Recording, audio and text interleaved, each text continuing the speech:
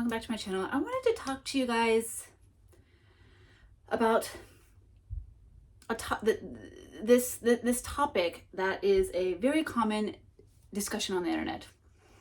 It's that question of, do you keep your books pristine or do you just utterly destroy them? Are you a spine breaker? Do you dog ear your pages? Do you annotate and write over them? Do you use pen or pencil and highlighters and like, do you put your coffee mugs or cups with condensation on them? Like, do you bring your books in the bath and totally destroy them? Like, are you one or the other? There's this common discussion over that. And I think those conversations are fun. I think they reveal a lot about certain people's personality and whatnot. But there's two aspects about that conversation. That there's one I disagree with, and there's another aspect where I feel like people don't talk about. And I wanted to discuss with you in just a silly chatty video as the sun starts to die on me. It's a little late to be filming, but we're gonna do what we can with what we do. So the two topics I wanted to discuss about this is why I keep my books pristine, why oftentimes it looks like I never even read a book, even though I have. So I have read this book. Does it look like I read it? No, it doesn't. The pages, there's no annotations whatsoever. There's no dog earring. I use a bookmark. So I want to discuss about why I keep my books pristine. And then there's the other topic of what does it mean to be like a spine breaker, and what does it mean to be a person who keeps their books prestigious, and what does that mean about your personality, if it means anything at all, which, spoiler alert, I think it means nothing. Let me tell you, first of all, why I keep my books pristine. It comes down to one word: resources.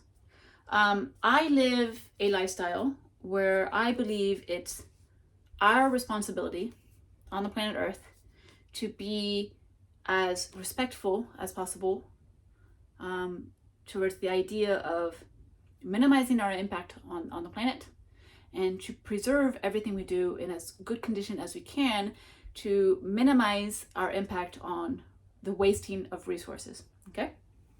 So I'm not saying you need to be hardcore about everything. I'm not telling you to read a book like this, just like this. No. You can still read a book, but every time you dog ear a page, for example, you are destroying the basic makeup of that page. You're basically creating wear on a page that leads it to potential future worse damage, okay? Or worse damage in the future, to put the words in the proper sentence structure, order. Proper English grammar, which I don't know how to do apparently. But yeah, every time you crack the spine, it leads to the potential of a greater potential of pages falling out. And then once a page falls out and you're missing even one page in a book, well, pretty much it becomes unreadable. So I'm not saying you're a horrible person. I mean, no, like I said, it's not a personality thing, but for me, it's a resource thing. Every time you do something to a book, you're increasing the chances of that damage snowballing into more damage to a point where the book is no longer usable and you have to dispose of it. So for me, everything I do, I always think about what I do as a resource. So I want to minimize my impact. So even if I use, for example, even like my face in the morning, I use toner, right? I use toner on my face. And I use a little square cotton pad. I'm trying to peel off a Post-it note to represent the cotton pad. So I have these square cotton pads. I take my toner, put it on the cotton pad, and then I just, do that. For my face, I actually only need half a little cotton pad. So I use half of the cotton pad toner, save the cotton pad for the next day, I use the other half the next day, toner, cotton pad, and then I'm done. So it takes one cotton pad for 2 days. Most people will just take the toner, put it all over the cotton pad, use one cotton pad, throw it away, maybe do a second cotton pad, I'm not saying there's a wrong way or a wrong way or right way, but the thing is that I know that I only need half of a cotton pad, so that's what I'm going to do. So even with that little bit of effort, I've reduced the use of resources by half, because I can use one cotton pad over 2 days instead of most people using one cotton pad every single day. So I think about that with everything I do. How do I minimize resources? So most everything I own is antique. So I have my jewelry display case. It's I have this so that it doesn't get dusty over it. But I have this little Korean table that's about like 300 years old. This little Korean, like these are like the display tables. I should show like the display tables that you would put like a vase on. But I use it for my jewelry because I like the contrast with the gold. I think it's really, really beautiful. But yeah, this table is, instead of buying something from Home Goods, I bought an antique 300-year-old Korean little display table. This little cup that I use to put my rings in is actually a sake cup. These golden tinted sake cups used to be given as gifts to businesses. Like if you met like a CEO and stuff like that, you would give these kind of gifts.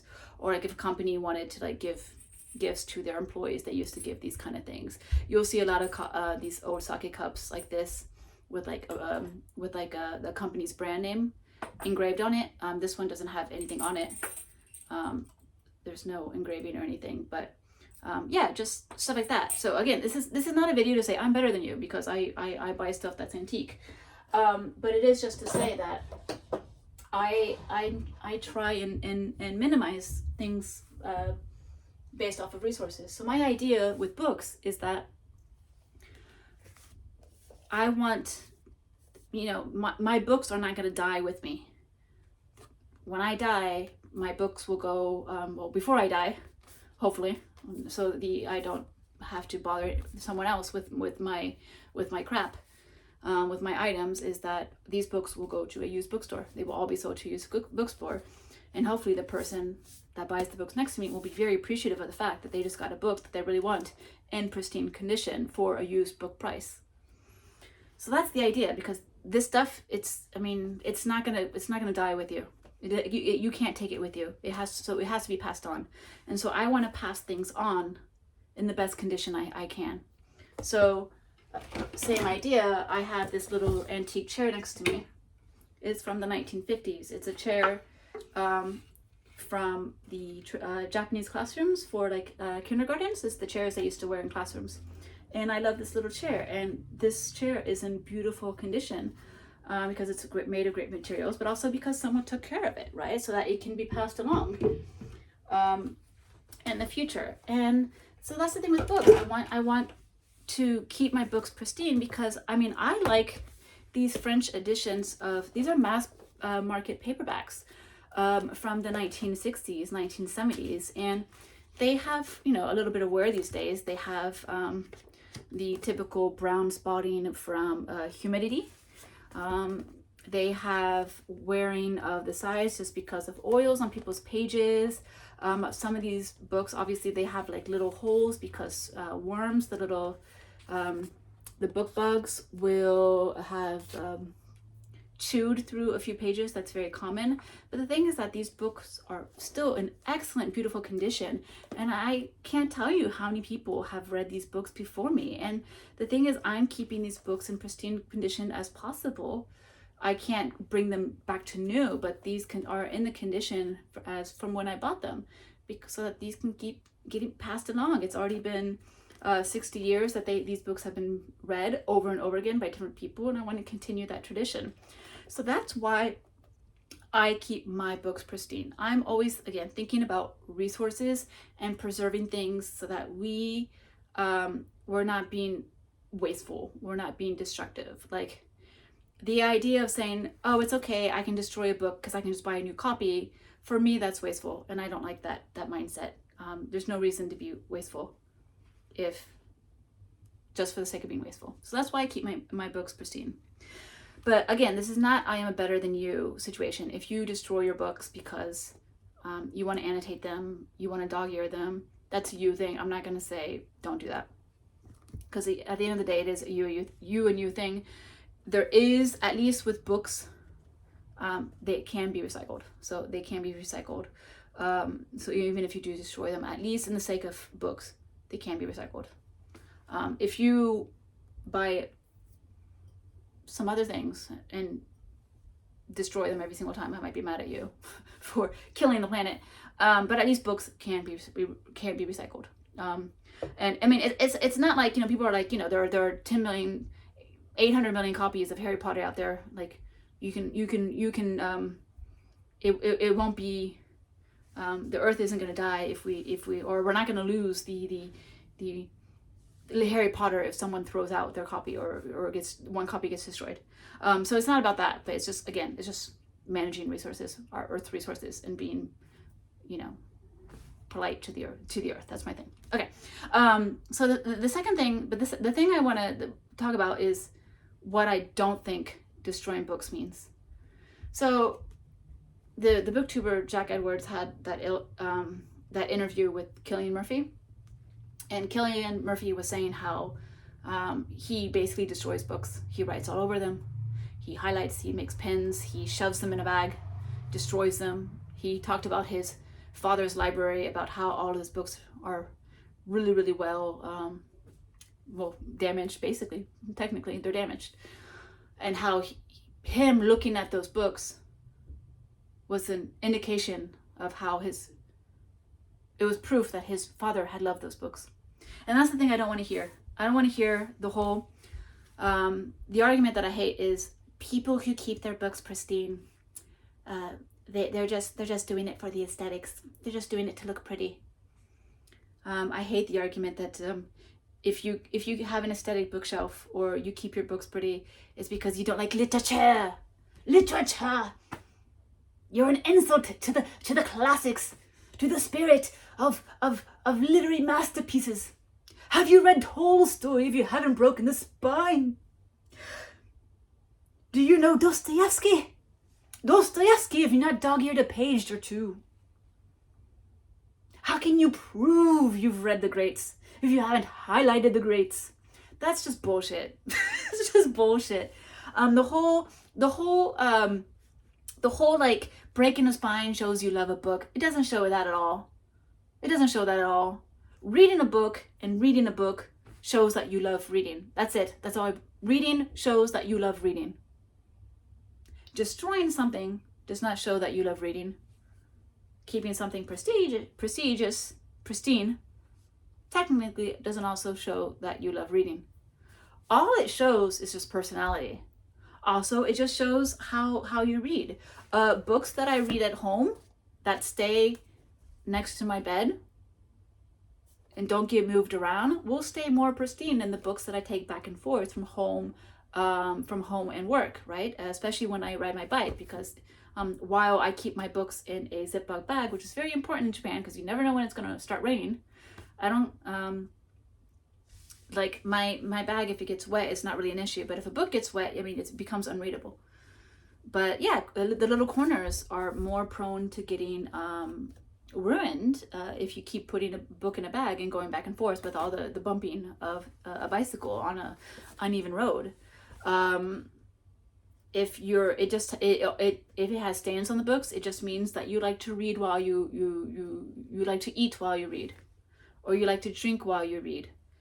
Maybe you sneezed while you read and you have little snot driblets on your book. That's all it means. Having a dirty book, that's all it means. It's just a reflection of the way you read and what happened while you're reading the book. That's all it means. It doesn't mean that you have a love of literature that this person does not understand. How can you read the classics if you don't destroy the classics?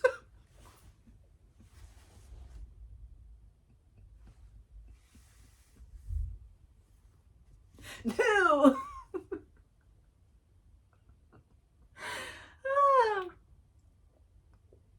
Is this another stupid video of mine? I have no idea.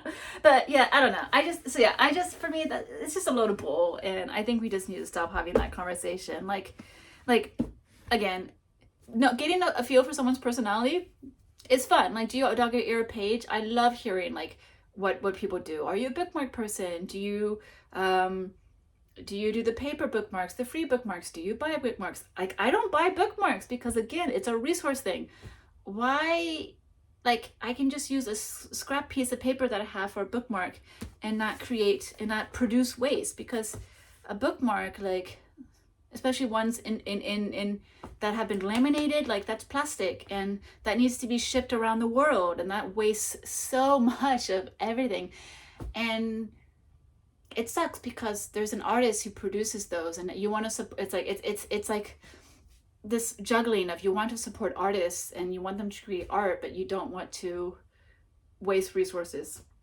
It's hard. It's a hard struggle of like choosing, what's the greater evil. It sucks. And you want people to enjoy things, because we are here to enjoy things. We are here to like own things that we love, and we should be allowed to own what we want to own and do what we want to do with what we do. It's just that there's so many of us, and so many people are so careless, that I wish people would be just a little bit more responsible, right? And I was like this, I've always been like this, even as a kid. Like, before overconsumption became what it is, I always thought it was weird that people, like, even before social media and the whole overconsumption trend, I always thought it was weird when people would like have like 20 of something, where I'm like, can't you just use one? I've always been like this. So yeah, I've always been the kid who keeps her books pristine and prestigious. It doesn't mean that I love a book more because I keep it pristine. Just like it doesn't mean a spine breaker loves their books more because it shows that they actually read the book. Oh, I read the book. So it nothing. It doesn't mean anything. It just shows your personality in terms of how you feel when you read a book. That's all it does. That's all it means. This is not a competition of does daddy or mommy love you more. It's just, we all love reading. That's it. I don't know. Was this video about anything? I have no idea. But there you go. That is why I keep my books pristine. How do you keep your books? Please don't scare me with your answers. Please, please don't tell me that you just throw them in the ocean after killing a seal. That'd be very sad. All right. Thank you so much for watching. If you made it this far, I don't think I would make it this far on this video. It is a little bit silly. I don't know. But yeah, anyway, thank you so much for watching, and I'll see you in my next video. Bye.